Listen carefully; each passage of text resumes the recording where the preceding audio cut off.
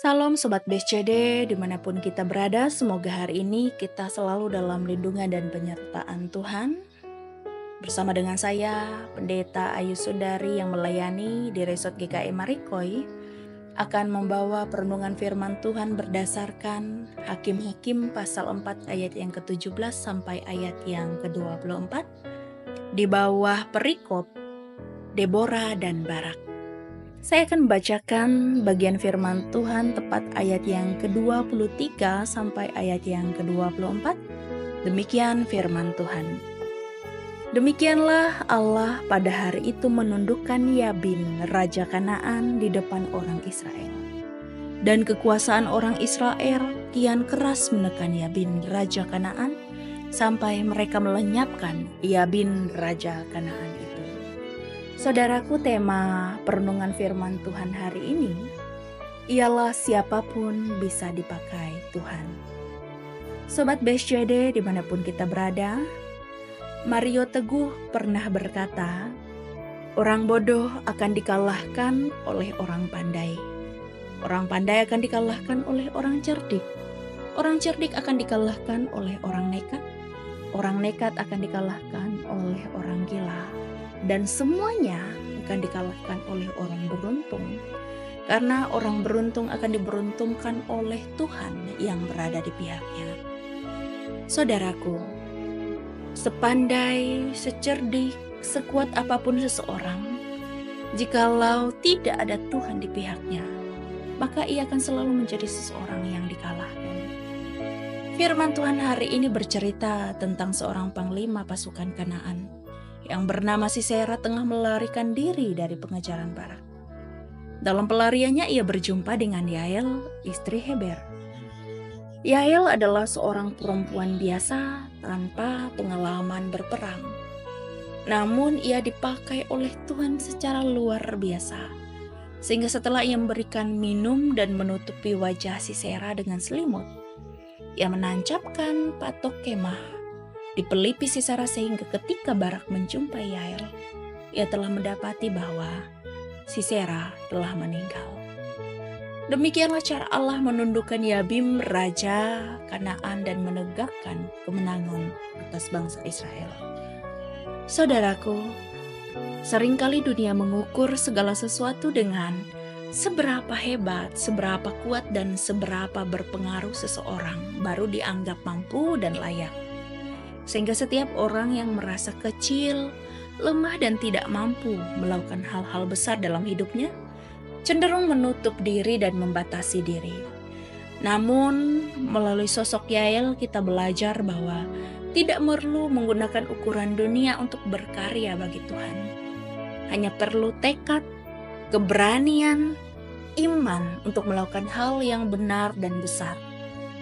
Mari saudara yang dikasihi Tuhan, ketika kita menghadapi masalah, mungkin seringkali kita takut dan khawatir. Kita menutup diri dan menghalangi Tuhan berkarya dalam hidup kita.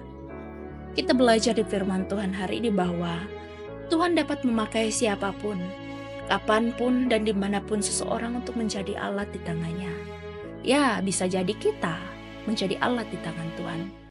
Jangan tahan diri kita untuk melakukan hal yang besar, karena hal yang seringkali kita anggap kecil dan biasa bisa menjadi hal yang sungguh luar biasa bagi orang lain. Selain itu, saudara yang dikasihi Tuhan, keberanian Barak merupakan pelajaran penting bagi kita. Ia tetap gigih mencari Sisera karena ia tahu bahwa Tuhan berada di pihaknya untuk menegakkan kemenangan atas Israel. Oleh sebab itu, saudaraku, sadarilah bahwa Tuhan tidak pernah meninggalkan orang benar. Sekalipun kehidupan kita seperti di medan peperangan, berjuang melawan ketidakadilan, kelicikan, kecurangan, bahkan keadaan hidup yang tidak menentu. Tapi Allah dapat memakai siapapun untuk menjadi penolong bagi kita. Mungkin sebagian dari kita bukan orang pandai, bukan juga orang cerdik, atau bukan juga orang hebat. Namun kita bisa menjadi orang yang beruntung dengan adanya Tuhan yang berada di pihak kita. Karena orang benar akan selalu diberuntungkan oleh Tuhan, ingat bahwa Tuhan dapat memakai siapapun, kapanpun, dimanapun, tidak terkecuali, termasuk juga kita menjadi alat kesayangan Tuhan. Oleh sebab itu saudara yang dikasihi Tuhan, mari tetap berkarya, mari tetap lakukan hal-hal yang mungkin dianggap biasa untuk kepujian, kemuliaan bagi nama Tuhan. Kiranya Tuhan memberkati kita dengan firman-Nya hari ini. Amin untuk firman Tuhan. Saudaraku, mari kita bersatu dalam doa, kita menaikkan doa syukur kita. Bapa di dalam kerajaan sorga, terima kasih bahwa Tuhan menyatakan kasih-Mu di tengah-tengah kehidupan kami. Kami mungkin menganggap diri kami tidak layak dan tidak pantas, lemah bahkan tidak terhitung secara dunia. Tetapi kami ingin bersyukur bahwa Tuhan menjadikan kami alat kesayangan Tuhan. Kami boleh dipandang dan berharga bagi Tuhan. Itu adalah anugerah yang sungguh luar biasa. Dalam menghadapi kehidupan mungkin kami merasakan kegentaran, ketakutan.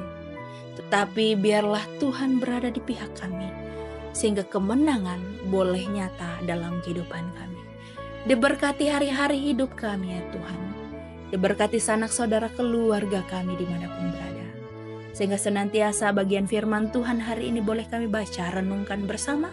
Itu boleh memberkati masing-masing kami. Di dalam dan oleh Yesus Kristus kami berdoa dan mengucap syukur. Amin.